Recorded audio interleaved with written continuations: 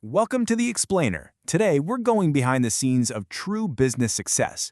We so often look at a massively successful company and just completely obsess over their final product, right?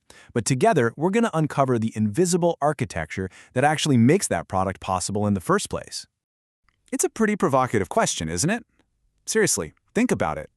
What makes a company truly competitive? Is it that shiny product sitting right there on the shelf, or is it the people behind it? It's a debate that literally happens in boardrooms every single day. Okay, let's dive into this and map out exactly how we're going to answer that question. So here is our roadmap for today. First, decoding the value chain. Second, the power of support. Third, we'll put the spotlight on HR. Fourth, HR as a competitive advantage. And finally, executing the strategy. Let's jump right into Section 1, decoding the value chain, the architecture of business. Now, what's really interesting about this slide is that to understand where people actually fit into a business, we first have to understand Michael Porter's foundational concept. Notice the shape of this diagram from Harvard Business School online. It's essentially a chain of value-creating activities moving from left to right, pushing toward those two crucial words right at the tip, margin and value. Every single transaction adds or subtracts value from the ultimate product. When you maximize value at each point, will you capture a greater share of the profit margin? It's kind of like a giant puzzle. All right, moving on to Section 2, the power of support beyond the front lines. Think of a business like a huge theater production. On the bottom half of the value chain, you have your primary activities. These are basically the actors on the physical stage, right? Operations, sales, outbound logistics, after-sales services. They are directly involved in the physical creation of the product and handing it over to the buyer. But up top, you have the support activities. This is your backstage crew.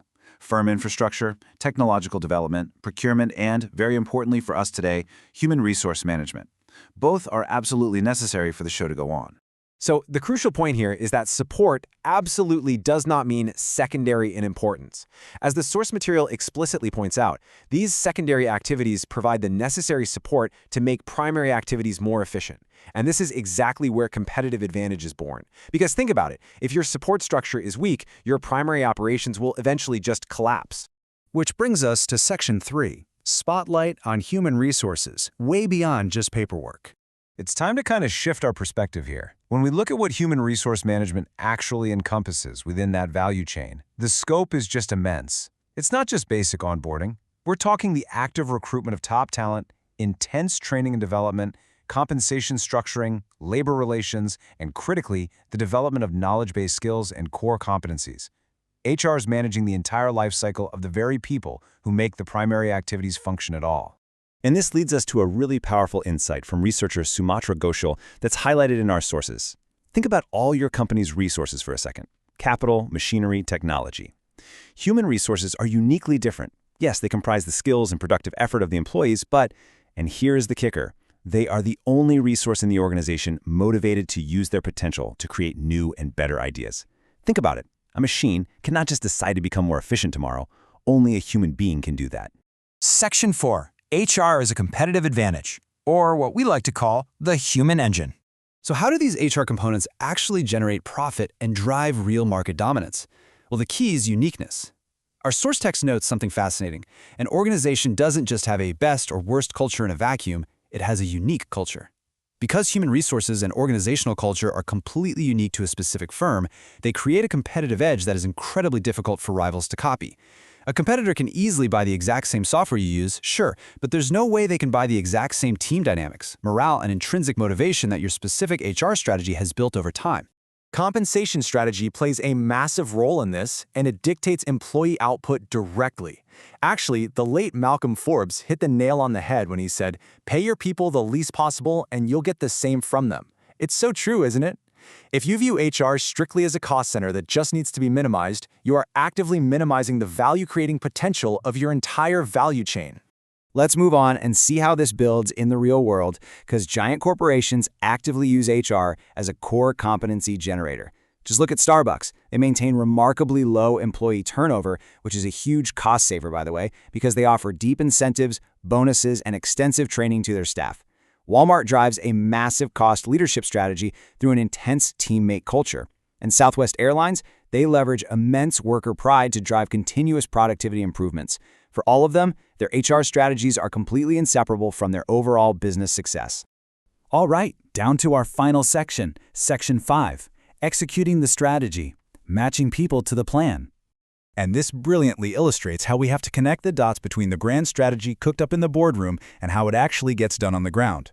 Your business goals require very specific and sometimes entirely opposed HR models. For instance, if you are running what the text calls a McDonald's strategy, so high volume, low cost, your HR strategy hires low-skill workers for repetitive tasks at lower pay. But if your firm relies on an innovation strategy, HR absolutely must recruit highly skilled, cross-trained individuals, organize them into self-managing work teams, and offer high pay. The strategy dictates the people, and HR is the crucial bridge between the two. Now, to successfully implement any strategy, HR must ensure certain prerequisites are met. First, you have to institutionalize the strategy so literally everyone understands it. Second, you have to create an effective work climate. That's your culture of cooperation and dedication. Third, you must organize the reporting structure seamlessly.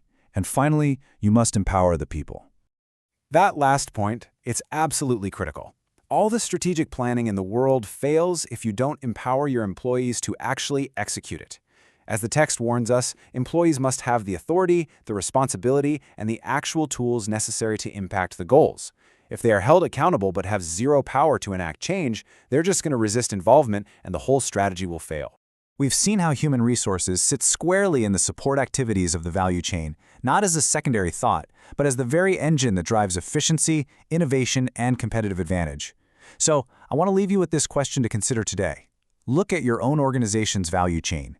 Do you treat your people as an expense to be minimized or as the ultimate strategic asset? Thank you so much for exploring the architecture of business with me today. Keep learning, and I'll catch you in the next explainer.